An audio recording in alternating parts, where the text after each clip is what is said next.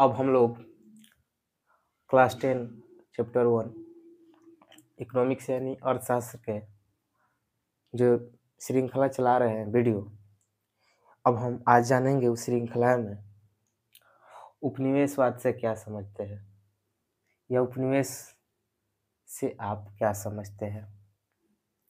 कहता है जब कोई भी देश किसी बड़े समृद्धशाली राष्ट्र के शासन के अंतर्गत रहता है, यानी कि जब कोई भी बड़े समृद्धशाली राष्ट्र के शासन के अंतर्गत रहता है और उसके समस्त आर्थिक और व्यवहारिक कार्यों पे, यानी कि कोई भी इसको एक शब्द में कहे तो जब कोई बड़े राष्ट्र या शक्तिशाली राष्ट्र या समृद्धशाली राष्ट्र अपने से कम शक्तिशाली राष्ट्र, समृद्धशाली राष्ट्र या अल्प विकसित राष्ट्र या विकासशील राष्ट्रों पर आर्थिक, राजनीतिक और व्यवहारिक रूप से या कहे तो सांस्कृतिक रूप से उसके चल और अचल संपत्तियों पर उस पर नियंत्रण कर लेता है तो वो छोटे राष्ट्र उस बड़े राष्ट्र का उपनिवेश कहलाता है।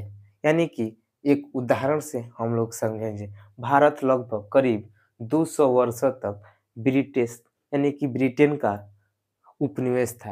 यानी कि देखिए यहाँ पर ब्रिटेन का हो रहा है बड़े राष्ट्र क्षेत्रफल से नहीं हो रहा है। यहाँ पर ब्रिटेन यानी कि राष्ट्र ये समृद्धशाली राष्ट्र है।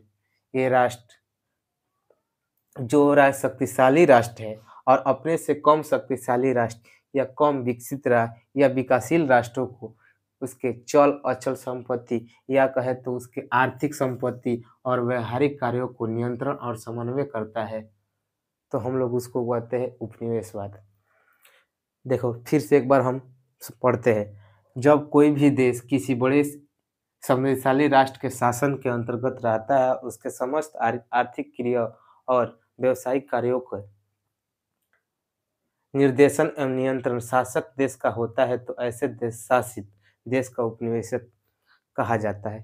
थोड़ा बड़ा सा परिभाषा, लेकिन हम लोग एक शब्द में 2 लाइन में परिभाषा जानेंगे। देखिए, जब कोई बड़े राष्ट्र या समृद्धशाली राष्ट्र या विकसित राष्ट्र अपने से अल्प विकसित कमजोर राष्ट्र पर आर्थिक राजनीतिक रूप से उस पर कब्जा कर लेता है, नियंत्रण रखता है, समन्वय करता है, उस पर कब्जा करता है, तो वो राष्ट्र उस छोटे राष्ट्र वो बड़े राष्ट्र का उपनिवेश करता है। यानी कि जब कोई बड़े राष्ट्र यानी कि ब्रिटेन बड़े राष्ट्र है और अपने से छोट यानी कि भारत जो है इस पर कंट्रोल करा था, यानी कि 200 वर्षों तक भारत था ब्रिटेन का गुलाम था। यानी कि लगभग 1600 से आसपास 1601 या 1600 ऐसा माना जाता है कि 31 दिसंबर और 1600 को ईस्ट इंडिया कंपनी स्थापित हुआ। कहीं कहीं 1601 में भी माना जाता है कि ईस्ट इंडिया कंपनी, यानी कि 1600 से लेके और 1947 तक हम लोग जानते लगभग 200 वर्षों तक भारत यानी कि भारत करीब 200 वर्षों तक ब्रिटिश शासक का उपनिवेश था। अब देखिए, केवल भारत ही नहीं था, इंडोनेशिया के द्वीप समूह पर पुर्तगाल और डच का कब्जा था। देखिए, फ्रांसीसी ने भी भारत का एक हिस्सा जो जानते हैं पुडुचेरी, उस पर भी कब्जा किया था। यही नहीं, स्पेन, पुर्तगाल, ब्रिटेन, फ्रांस, हॉलैंड, दुनिया के जो यूरोपियन कंट्री है उसमें होड़ मची थी कि हम अपने से अधिक उपनिवेश बना लें। इसी कारण देखिएगा तो विश्व युद्ध भी हुआ था। सभी देश ये होड़ में थे कि अधिक से अधिक हमारे उपनिवेश हो, हमारे अंदर अधिक से अधिक कब्जा हो। देखिएगा अमेरिका भी था,